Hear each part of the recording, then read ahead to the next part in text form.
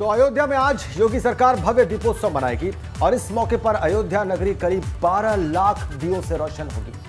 केंद्रीय मंत्री जी किशन रेड्डी, राज्यपाल आनंदीबेन पटेल और सीएम योगी आदित्यनाथ समेत डिप्टी सीएम और कई मंत्री इस कार्यक्रम में शामिल होंगे। राम की नगरी अयोध्या में आज एक बार फिर लाखों दिए सरयू के घाटों को जगमग करने वाले हैं और इसके साथ ही एक बार फिर दिए जलाने का अपना रिकॉर्ड अयोध्या खुद तोड़ देगी।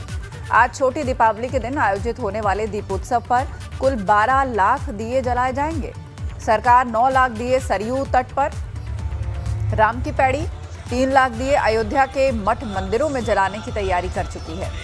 शाम 6 बजने के बाद ही दिए जलाने का काम शुरू हो जाएगा। पिछले साल 6 लाख से ज्यादा दिए जलाए गए थे, जो कि एक विश्व रिकॉर्ड था।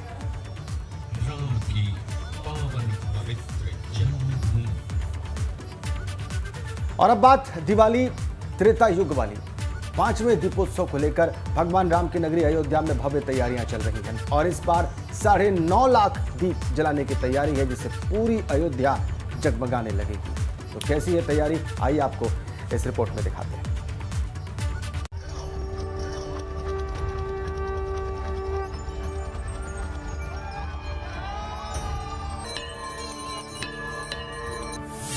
अब की बार दिवाली त्रेता वाली।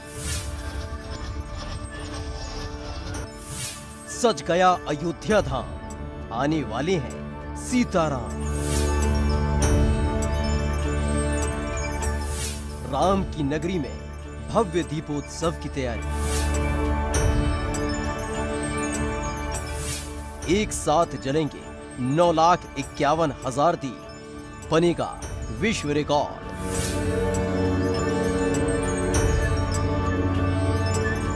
भगवान राम की नगरी अयोध्या दुल्हन की तरह सज गई है। ठीक वैसी ही सजी है जैसे त्रेता में सजी थी। ठीक वैसी ही रौनक है जैसी भगवान राम के अयोध्या लौटने पर हुई थी। अयोध्या वासियों में ठीक वैसा ही उत्साह है जैसा राम राज्य में था। अयोध्या में दीपोत्सव इस बार कुछ खास है, क्योंकि ये 5वां दीपोत्सव अयोध्या में बहुत भव्य और दिव्य तरीके से मनाया जा रहा है। और इस बार जो सरयू जी की आरती है वो भी कुछ खास है। देखिए किस तरीके से ये जो सरयू पर पुल बना है, इसे पूरा झालरों से सजाया गया है। और केवल ये पुल ही नहीं, पूरी अयोध्या नगरी को इसी तरीके से जो झालर है, झूमर है, उनसे सजाया गया है। पूरे घाट को इसी तरह से रोशनी से सारे घाट नहाए हुए हैं। अयोध्या धाम को जगमगाने के लिए इस बार 9,51,000 दिए जलाए जाएंगे, जो अपने आप में रिकॉर्ड होगा, क्योंकि इससे पहले इतने दिए कभी नहीं जलाए गए। वहीं इसके साथ साथ अयोध्या को रंगोली से सजाया जा रहा है। राम की पैड़ी पर श्री राम के जीवन से जुड़े 30 प्रसंगों को रंगोली के जरिए उकेरा गया है। ये रंगोली इतनी सुंदर है कि हर किसी का मन मोह ले रही है। अयोध्या में 5वां दीपोत्सव भव्य और दिव्य तरीके से मनाया जा रहा है। न केवल पूरी अयोध्या सजी हुई है, बल्कि जो राम की पैड़ी है, यहाँ सभी घाट भी सजाए गए हैं। और जो मुख्य घाट है, यहाँ किस तरीके से जो रंगोली बनाई गई है वो हम आपको दिखाते हैं। इन रंगोलियों के जरिए प्रभु श्री राम के जीवन के 30 प्रसंगों को प्रस्तुत किया गया है। ये आप देखिए, और यहाँ पर ये सारी जो रंगोली है, इस तरफ पूरी रंगोली जो है वो जो बैचलर ऑफ फाइन आर्ट के स्टूडेंट हैं अवध यूनिवर्सिटी के, उन्होंने ये सारी रंगोली तैयार की है। अयोध्या में भव्य दीपोत्सव के मौके पर सुरक्षा के भी पूरे इंतजाम किए गए हैं। चप्पे चप्पे पर सुरक्षा के खास बंदोबस्त किए गए हैं। हर चौराहे पर पुलिस तैनात है। सीएम योगी ने एडीजी जोन लखनऊ एसएन साबत को 2 दिन तक अयोध्या में ही कैंप करने के निर्देश दिए हैं। अयोध्या में 5वें दीपोत्सव की तैयारियां जोर शोर से चल रही हैं। सुरक्षा के भी खास बंदोबस्त किए गए हैं। नया घाट चौराहे पर हम मौजूद हैं और यहाँ देखिए किस तरीके से सुरक्षा इंतजाम किए गए हैं। जो रास्ता नया घाट चौराहे से राम की पैड़ी तक जाता है, वहाँ पूरे रास्ते को बैरिकेडिंग लगाकर बंद किया गया है। बिना पास वाले किसी भी व्यक्ति को यहाँ से जाने नहीं दिया जा रहा है। हर एक से पूछताछ की जा रही है। वहीं इन सब के बीच इस बार दीपोत्सव में 11 झांकियां सबका आकर्षण का केंद्र होंगी, जिन्हें खास तौर पर तैयार किया गया है। दीपोत्सव के मौके पर सीएम योगी के साथ कई वीआईपी मेहमान देश विदेश से अयोध्या आएंगे और अयोध्या के भव्य दीपोत्सव के साक्षी बनेंगे, क्योंकि इस बार जो तैयारी की गई है वो सबसे जुदा है, सबसे खास है। क्योंकि जो अब तक तस्वीर आपने देखी है ये तो सिर्फ तैयारी का ट्रेलर है। सोचिए जब दीपोत्सव की पूरी पिक्चर रिलीज होगी तो क्या दृश्य होगा। अयोध्या से अनुभव शुक्ला के साथ ऋषि गुप्ता, एबीपी गंगा। सुबह सुबह अयोध्या में इस वक्त क्या नजारा है, क्या दिव्य दृश्य है वहां के, ये चलिए आपको सीधा ही दिखाई देते हैं। और इस वक्त हमारे दो सहयोगी अयोध्या से सीधा कनेक्ट हैं। साकेत विद्यालय जो है, विश्वविद्यालय जो है, वहां से अनुभव शुक्ला हमारे साथ सीधा जुड़े हुए हैं और राम की पैड़ी से इस वक्त हमारे साथ ऋषि गुप्ता हैं।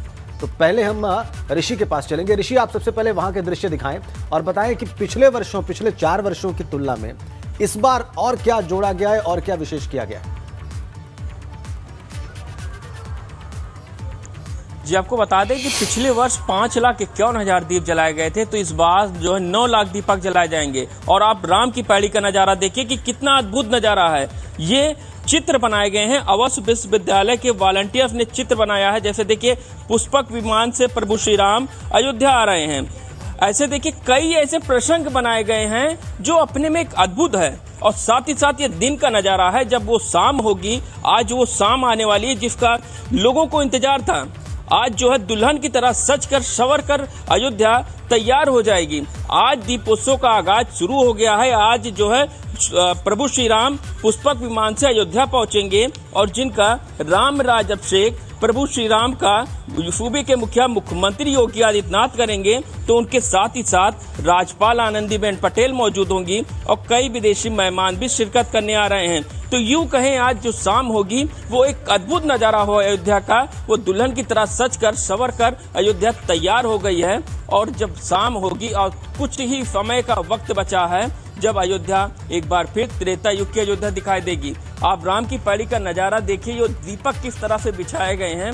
ये दीपक एक अपने में नया कीर्तिमान स्थापित करने जा रही है, क्योंकि हर बार रिकॉर्ड दीपों को जलाया जा रहा है। पिछली बार 5,51,000 दीपक जलाए गए, तो इस बार 9 लाख दीपक जलाए जा रहे हैं। ये भी कयास लगाया जा रहा है कि 9 लाख से ऊपर भी दीपक हो सकते हैं।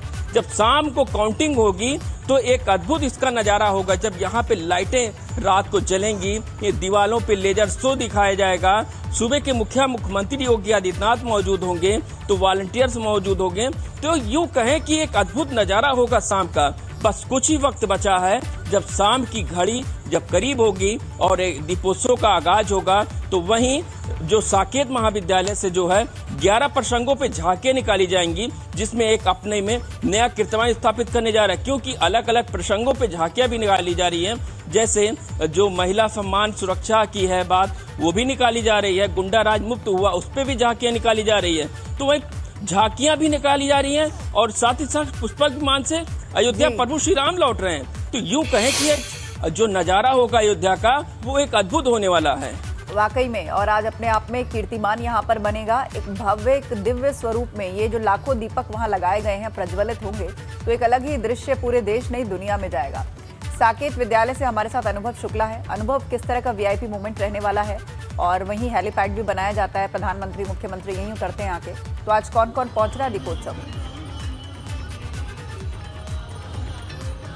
देखिए, 10 बजे से अगर हम कहें तो अयोध्या में जो दीपोत्सव के सारे कार्यक्रम हैं वो शुरू हो जाएंगे। इसलिए कि साकेत विद्यालय जो है वहीं से जो झांकियां हैं वो निकलेंगी, एक शोभा यात्रा निकलेगी और 4 घंटे उसे लगेंगे रामकथा पार्क तक पहुंचने में।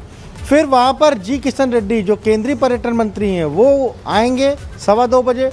मुख्यमंत्री योगी आदित्यनाथ, राज्यपाल आनंदीबेन पटेल भी वहीं उतरेंगी और उस झांकियों का अवलोकन वहां पर करेंगे। फिर उसके बाद एक कार्यक्रम रामकथा पार्क में होना है। उसके बाद रामकथा पार्क में ही फिर जब हम कहते हैं जो पुष्पक विमान से हमने हर साल पिछले 4 वर्षों से जो परंपरा देखी है कि राम लक्ष्मण सीता पुष्पक विमान यानी हेलीकॉप्टर से आते हैं, उनका स्वागत होता है, तो वो भी कार्यक्रम वहीं पर होगा। वो पुष्पक विमान से आएंगे, वहाँ पर उनका मुख्यमंत्री स्वागत करेंगे, राज्यपाल स्वागत करेंगे और फिर रामकथा पार्क में जो कार्यक्रम रखे हैं वो होंगे। उसके बाद सभी जो VIPs हैं वो लोग जाएंगे रामकथा पार्क से सीधे जो राम की पैड़ी है जहाँ पर सारे मुख्य कार्यक्रम होने, वहाँ जाएंगे। वहाँ सरयू जी की आरती में शामिल होंगे और उसके बाद फिर वापस रामकथा पार्क आएंगे। रामकथा पार्क में कुछ जो योजनाएं हैं, जो अयोध्या से जुड़ी योजनाएं, उनका लोकार्पण शिलान्यास का कार्यक्रम है, कुछ पुस्तकों का जो विमोचन है वो होगा और फिर उसके बाद मुख्य कार्यक्रम शाम को 6 बजे के आसपास राम की पैड़ी पर शुरू होगा, जहां इस बार 9,51,000 दिए जो है वो जलाने की तैयारी है। और इसके अलावा 3 लाख जो दीपक हैं वो पूरा अयोध्या नगर निगम परिक्षेत्र में जलाए जाएंगे। यानी इस तरह आप देखिए तो कुल लगभग 12.5 लाख जो दिए हैं वो अयोध्या में जलाया जाएगा दीपोत्सव के मौके पर। और जो बात हम बार बार कह रहे हैं कि दीपोत्सव को भव्य दिव्य बना रही है सरकार, इसलिए बना रही है कि 2017 में शुरुआत हुई, 2,51,000 दिए जलाए। 2018 आया, 3,51,000 दिए जलाए। 2019 आया, 4,51,000 दिए जलाए। और 2020 में जब कोरोना था तब भी ये किया कि 5,51,000 दिए जलाए। और इस बार जब अब मंदिर का निर्माण शुरू हो चुका है तो इसे 9.5 लाख तो घाट पर जलाए जाएंगे और इसके अलावा 3 लाख दिए और जलाए जाएंगे। तो पूरा कार्यक्रम है, वहाँ पर आप सोचिए 3D होलोग्राफिक शो होगा, मैपिंग शो होगा, इसके अलावा जो लेजर शो है बहुत अद्भुत शो है, जिसका कुछ जो रिहर्सल कर हो रही थी तो लोग अयोध्या के लोग वहाँ पर मौजूद थे। एक तरीके से आप कहिए तो बिल्कुल बदली हुई और अयोध्या के विकास का एजेंडा तो इस सरकार के लिए सबसे ऊपर है। लगातार सरकार ने अयोध्या के डेवलपमेंट के लिए कई योजनाएं शुरू की हैं, आज भी कुछ योजनाओं की सौगात मिलेगी और लगातार कोशिश यही है कि कैसे अयोध्या को विश्व के मानचित्र पर, पर्यटन के मानचित्र पर सबसे आगे रखा जाए। ठीक है अनुभव, आपने बताया कि किस तरह से अयोध्या में लगातार पूरी प्लानिंग के साथ, पूरी योजना के साथ ये भव्य नज़ारे खड़े किए जा रहे हैं और इस तरीके से उसको विश्व पर्यटन स्थल पर, विश्व पर्यटन मानचित्र पर एक बड़ा स्थान दिलाने का लगातार प्रयास है योगी सरकार का। बहुत बहुत धन्यवाद आप दोनों का, अनुभव और ऋषि, वहाँ से लाइव रिपोर्ट करने के लिए, सीधी तस्वीरें दिखाने के लिए। तो इस दिवाली पर दीपोत्सव का आयोजन सिर्फ अयोध्या में ही नहीं बल्कि प्रदेश के अलग अलग हिस्सों में भी दीपोत्सव का आयोजन किया जा रहा है। शाम होते ही कहीं शहर तो कहीं स्टेडियम, कहीं मंदिर दीपों से जगमग हो रहे हैं। जी हाँ, दीपावली पर अयोध्या से इतर दीपोत्सव की 4 तस्वीरें इस वक्त हम आपको दिखा रहे हैं। 4 और शहरों में दीपोत्सव का आयोजन किया गया है। गोरखपुर में गोरखनाथ मंदिर में 11,000 दीप जलाए गए। प्रयागराज में मदन मोहन मालवीय स्टेडियम में खेल से पहले खिलाड़ियों ने दीपोत्सव मनाया। इतना ही नहीं, फतेहपुर में प्रशासन खुद सामने आया और डीएम की पहल पर स्पोर्ट्स स्टेडियम में 5,000 दीपक जलाकर दीपोत्सव मनाया। बिजनौर में गंगा बैराज पर 5100 दीपक जलाए गए।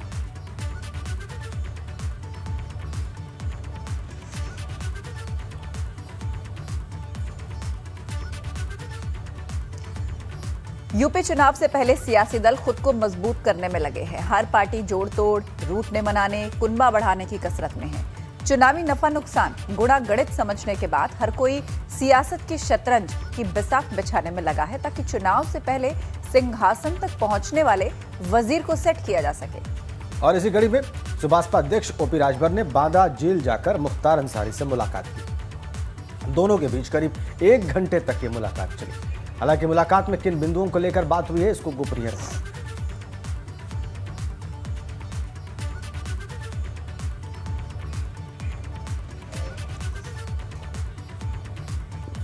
तो मुख्तार अंसारी से बांदा जेल जाकर मुलाकात की है सुभाषपा के अध्यक्ष ओपी राजभर ने। 1 घंटे तक ये मुलाकात चली है उनकी। क्या बात हुई है इसको सार्वजनिक नहीं किया गया है, इसको गुप्त रखा गया है। जाहिर सी बात है बड़ी बिसात बिछाने का प्रयास यहां पर सुभाषपा के अध्यक्ष के द्वारा।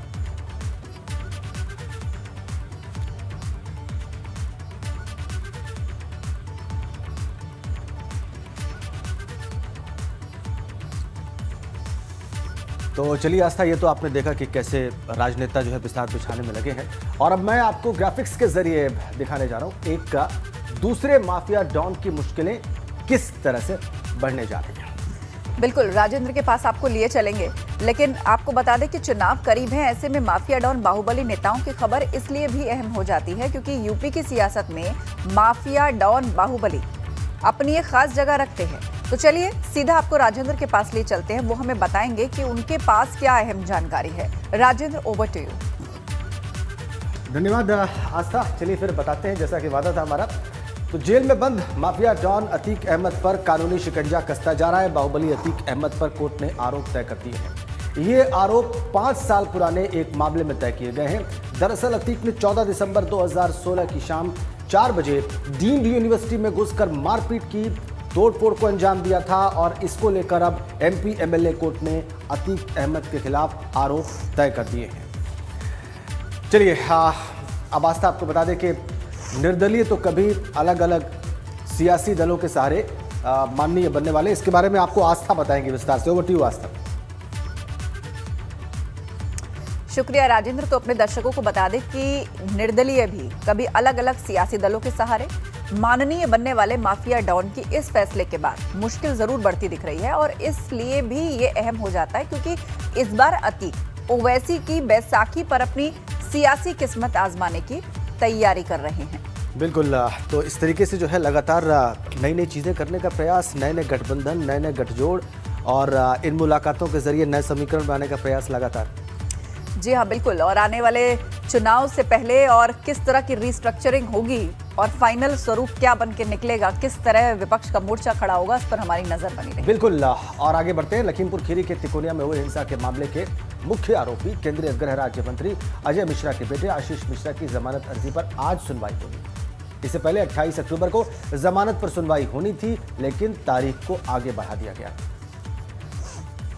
तो आज सुनवाई होनी है। क्या आशीष को जमानत मिलेगी? सबसे बड़ा प्रश्न यही है। दरअसल लखीमपुर खीरी तिकोनिया हिंसा मामले में मुख्य आरोपी आशीष मिश्रा की गिरफ्तारी के बाद 13 अक्टूबर को सीजेएम कोर्ट में जमानत के लिए रिट फाइल की गई, जिसे सीजेएम कोर्ट ने सुनवाई के बाद खारिज कर दिया। अब आशीष ने जिला जज मुकेश मिश्रा के समकक्ष 21 अक्टूबर को अपनी जमानत अर्जी दाखिल की और अपील की। अब आशीष मिश्रा की जमानत अर्जी पर आज सुनवाई होगी।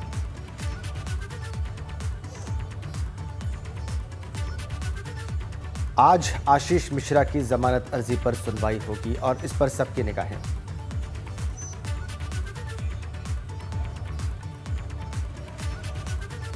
आपको बताते हैं कि यूपी विधानसभा चुनाव को लेकर आखिर कैसी सियासी बयार बह रही है, लोग क्या सोच रहे हैं, लोग किन बातों पर चर्चा कर रहे हैं, उनके मुद्दे क्या हैं, ये समझने के लिए जानना आवश्यक है कि आखिर क्या चल रहा है। आपको ले चलते हैं अमरोहा के हमारे संवाददाता अफसर अली के पास, जो सीधे आम लोगों से बात करेंगे, पूछेंगे कि चुनाव से पहले उनके दिल दिमाग में क्या चल रहा है।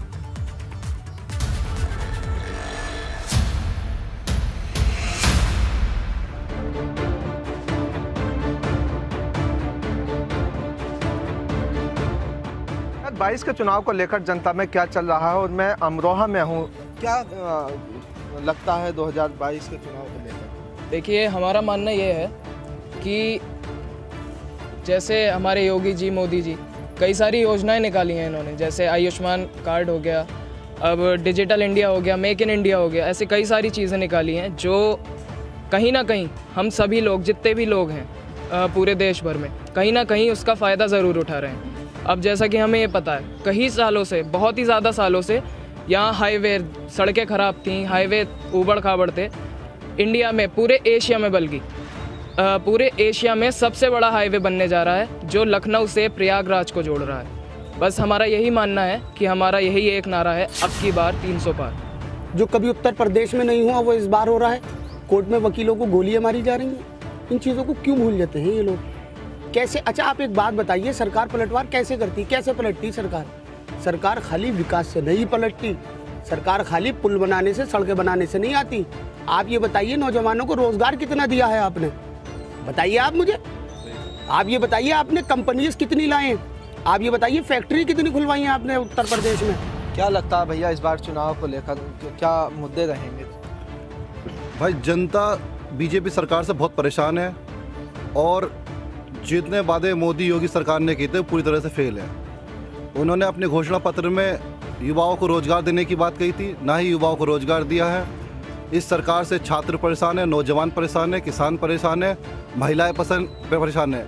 आज आप पेट्रोल के दाम देख लीजिए, आसमान छू रहे हैं। डीजल, गैस, रिफाइंड तेल, सिलेंडर, हर चीज़ के दाम आसमान पे है। जो जनता है वो समाजवादी की तरफ को देख रही है, क्योंकि अखिलेश यादव एक ऐसे मुख्यमंत्री रहे हैं जिन्होंने सबसे ज़्यादा काम किया है। फिर चाहे वो लैपटॉप बांटने का काम हो, क्योंकि जब अखिलेश यादव मुख्यमंत्री थे तो 18,62,000 लैपटॉप बांटने का काम समाजवादी पार्टी ने किया और अखिलेश यादव जी ने किया। अमरोहा की मुख्य समस्याएं क्या? अमरोहा की मुख्य समस्याएं भैया सड़कों की थी। अब भैया जो कह रहे हैं सड़कें नहीं है, मुझे कोई एक सड़क दिखा दी इस पर गड्ढे आज की डेट में। पहली बात तो ये जो पिछले 20 साल में नहीं हुआ, वो इस जो हमारे चेयरमैन साहब बने हैं उन्होंने ये काम कराया है। हालांकि मैं कांग्रेस को सपोर्ट करता हूँ और वो काम कराया उन्होंने, जो हकीकत बात तो है। मानते हैं बीजेपी ने काम कराया है? हाँ, काम कराया है, मगर और मुद्दे जो हैं जैसे लड़कियों का बलात्कार है, भगोड़े पैसे लेकर भाग रहे हैं, उसमें सरकार जो नाकाम हुई है। क्या लगता है लगातार पेट्रोल डीजल के भी दाम बढ़ रहे हैं, इसको लेकर जनता क्या सोचती है? सर ये जनता को कहा गया था गरीबी मिटाएंगे, गरीबी ही मिट रही है। डीजल पेट्रोल कहाँ पहुँच गया, फिर गैस कहाँ पहुँच गई, जबकि ये रोज़ डेली के हैं। तो डेली में ये हाल है, आदमी क्या करे गरीब आदमी। क्या रहेगा भैया इस बार चुनाव को लेकर?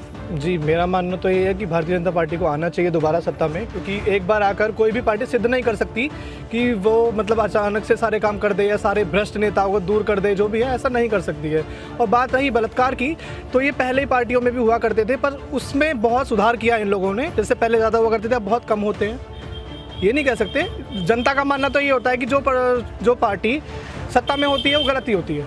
जनता कभी नहीं चाहती कि वो पार्टी सत्ता में ही रहे। इस बार तो भाई ऐसा लग रहा है कि समाजवादी सरकार आएगी इंशाल्लाह, और 300 प्लस जाएगी इंशाल्लाह।